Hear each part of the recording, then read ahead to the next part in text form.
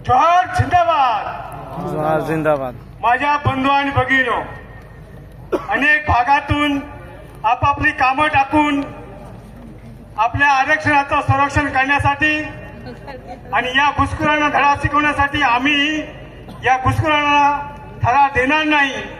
आम्हाला दिलेलं आरक्षण आम्ही जिथपर्यंत जिवंत आहोत तिथपर्यंत कोणालाही घुसखोरी करू देणार नाही। याच्यासाठी आपण इथे तमाम लोक या सभेला आलेले आहात।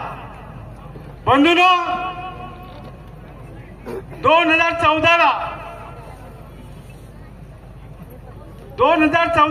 ऑक्टोबर 1956 ला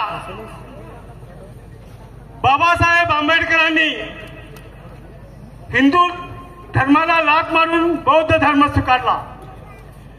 तो दिवस आजही आज तमाम आदिवासी बांधव माझे या मोर्चाच्या माध्यमातून इथे उपस्थित आहेत। आज आनंदाचे दिवस आहे। तुम्हाला सांगतो, मला जास्त काय बोलणार, 2 मिनिटं बोलणार आहे। पालघर जिल्हा हा 2014 ला डिक्लेअर झाला की या भागातल्या आदिवासींचा विकास झाला पाहिजे, त्यांना रोजगार मिळाला पाहिजे, त्यांचं आरक्षण सापूट राहिलं पाहिजे, त्यांच्या जमिनी सुरक्षित राहिल्या पाहिजेत। परंतु असं कधी होताना दिसलं नाही। 2014 नंतर अनेक कायदे होते। 5वी अनुसूचित क्षेत्र होतं, पेसा कायदा होता, 2006चा वन कायदा झाला। त्याच्यानंतर 2014 ला सरळ सेवा भरतीचा कायदा झाला, काय आदेश निघाला आणि आदिवासींच्या जमिनी बिगर आदिवासी विकत घेऊ शकत नाही हे कायद्यात आहे। तरी पालघर जिल्ह्यामधल्या या शासन अधिकारी, शासनाचे प्रतिनिधी आदिवासींच्या जागा जमिनी आज राजूर लुटत आहेत, नॅशनल हायवे काढतायत। या नॅशनल हायवे मध्ये आदिवासींच्या जमिनी अधिग्रहण करताना काही नियम आहेत, त्याचा कायदा आहे। गावाचा ग्रामपंचायतचा कायदा हा विधानसभेचा नाही, लोकसभेचा नाही, तर ग्रामसभेचा कायदा हा मोठा आहे। आणि या कायद्याच्यामुळे अनेक जमिनीसाठी आम्ही विरोध केला।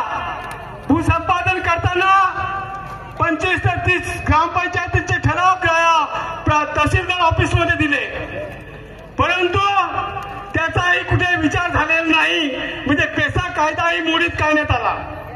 6वी अनुसूची आपल्याकडे नाही, पण 5व्या अनुसूचित क्षेत्रामधली गावं आजही सुरक्षित राहायला पाहिजेत।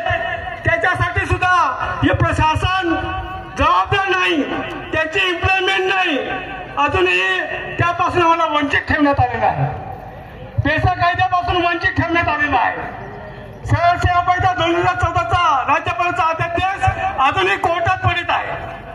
म्हणजे आमचा कोणी विचार करत नाही। आणि आहे का आदिवासी जिल्ह्यातल्या जागा जमिनी बिगर आदिवासी राजरोट लुटत आहेत। शासन अधिकारी पोलीस यंत्रणा लाभून आदिवासींच्या देवदेवता ज्या जेसीबीच्या साह्याने उधळून लावत आहेत। कोचाई बोरमाळ सारख्या ठिकाणी आदिवासींची जागा जमिनी तोडल्या गेल्या, जमिनी जबरदस्तीने ताब्यात घेतल्या, त्यांना मारण्याचा प्रयत्न केला, त्या लोकांनी उपोषण केली, तरी शासन जागा होत नाहीये। माझा एक तुम्हाला सांगायचं आहे की ज्या वेळेस बोगसचा प्रश्न निर्माण झाला आणि बोगस जेव्हा आपल्या आरक्षणावर घुसले गेले, त्यावेळेस कालराम काकांनी बोगसच्या विरोधात मोर्चा काढला आणि त्या मोर्चामध्ये 22 आमदार एकत्र केले होते।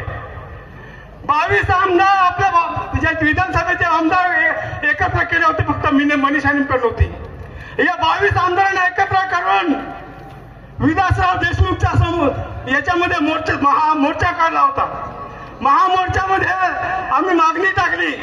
विलासराव देशमुखांनी सांगितलं, जाऊ द्या, मला त्यांच्या घेणं देणं नाही. आम्ही खुश झालो, बरं झालं तर व्हेरीफाय होईल, आमची लोक नोकरीला लागतील. परंतु विलासराव देशमुखांचं म्हणणं सांगितल्यानंतर आम्हाला वाटलं की हे सगळं पुन्हा आरक्षणाची चौकशी होऊन आमच्या मुलांना नोकरी लागतील. पण तसं नाही झालं.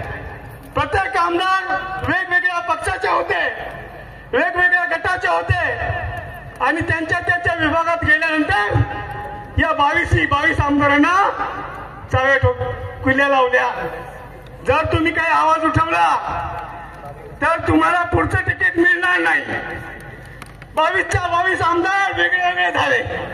आज आमचे लोकप्रतिनिधी इथे हजर आहेत. लोकप्रतिनिधी हजर असताना आमच्या इकडच्या जागा जमिनी जे काही रेल्वे कॉरिडॉर होतोय, नॅशनल हायवे होतोय, इथे वाढवण बंदर होत आहे, मुरब्याची जेटी होते, या संदर्भामध्ये आमच्या आदिवासी एकत्र होता, एक संघ होता. आम्हाला प्रांतवाद रचना करून आमचे तुकडे केले, आमची ताकद कमी केली. आम्हाला एकमेकाशी संपर्क ठेवला नाही, आमची संस्कृती ठेवली नाही, आमचे रीतिरिवाज ठेवले नाहीत. आम्ही वेगळे झालेलो आहे. आज ही परिस्थिती निर्माण झालेली आहे की आज ही नॅशनल हायवे काढलेत, 1000 रेल्वे काढलेत, 1000 रस्ते काढलेत, वेगवेगळ्या भागाचे रस्ते काढून आम्हाला विभक्त केले जात आहे, आमचे तुकडे केले जात आहेत. म्हणून मी सांगतो आहे, आपण आपले प्रतिनिधी आपण स्वयं नेतृत्वाने निवडून जर दिले तर ते प्रतिनिधी आमचे राहतील आणि आपल्या आवाजाने बोलतील. एवढंच बोलतो, एवढंच थांबतो. जोहार जिंदाबाद. धन्यवाद.